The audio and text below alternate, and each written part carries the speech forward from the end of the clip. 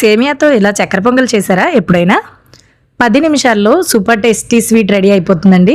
Hello friends, welcome to Siri foods in Telugu.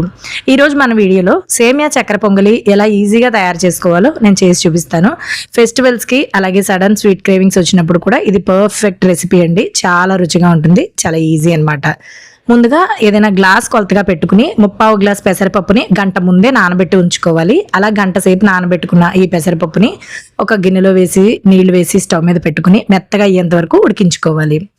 ఇలా మెత్తగా ఉడికిపోయిన తర్వాత స్టవ్ ఆఫ్ చేసేసి ఇలాగా ఒక జాలీలో నుంచి నీళ్లు సెపరేట్ చేసేసుకుని ఉడికిన పెసరపప్పును మాత్రమే తీసుకుని పక్కన ఉంచుకోండి.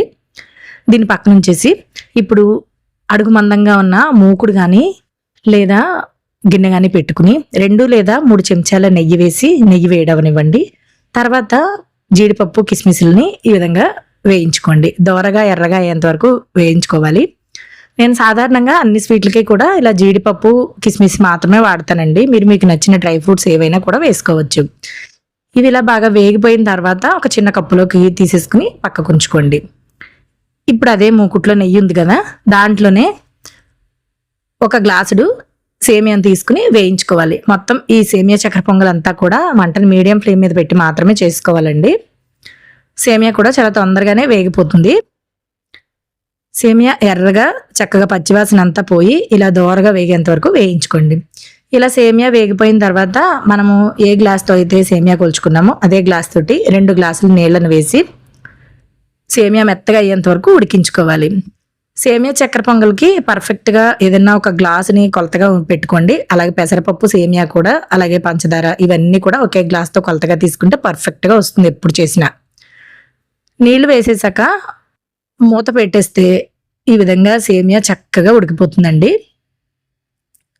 ఇలా ఒకటి తీసుకుని మెదిపి చూస్తే మీకు ఉడికిందా లేదా తెలిసిపోతుంది. సేమియా మెత్తగా అయ్యేంత వరకు ఉడకనివ్వాలి. సేమియా మెత్తగా ఉడికిన తర్వాత మాత్రమే 1.5 గ్లాసుల పంచదారని వేసుకోండి. మెత్తగా ఉడికిన తర్వాత మాత్రమే ఎందుకు అంటున్నానంటే, ఒక్కసారి పంచదార వేసేసాము అంటే ఇంకా సేమియా ఉడకదండి. అందుకని సేమియా మెత్తగా ఉడికిన తర్వాత మాత్రమే 1.5 గ్లాసుల పంచదారని వేసేసుకోండి. వేసుకుని ఇలా కలిపిన తర్వాత పంచదార అంతా కరిగి మరలా ఈ విధంగా లూజ్ అవుతుంది. అప్పుడు దీంట్లోకి మనం ముందే ఉడికించి ఉంచుకున్న పెసరపప్పును కూడా వేసేసుకుని పెసరపప్పు అంతా దాంట్లో బాగా కలిసిపోయే విధంగా బాగా కలుపుకోండి. ఇలా బాగా కలిపేసుకున్న తర్వాత మంటను మీడియం ఫ్లేమ్లో ఉంచుకుని ఇది బాగా దగ్గర పడేంత వరకు మూత పెట్టి 3 నుంచి 4 నిమిషాల వరకు ఉడికించుకోండి.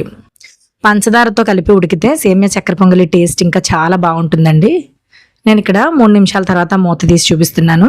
ఇది కొంచెం దగ్గర పడాలి. ఇక్కడ చూసారా, ఈ కన్సిస్టెన్సీలోకి వచ్చేంత వరకు ఉడికించుకుంటే సరిపోతుంది. ఇలా కొంచెం లూజ్గా ఉండేంత వరకు ఉడికించుకుంటే మనకి చల్లారిన తర్వాత మరి కొంచెం దగ్గరికి వస్తుందండి. అందుకని ఈ కన్సిస్టెన్సీ వరకు ఉడికించుకుంటే సరిపోతుంది.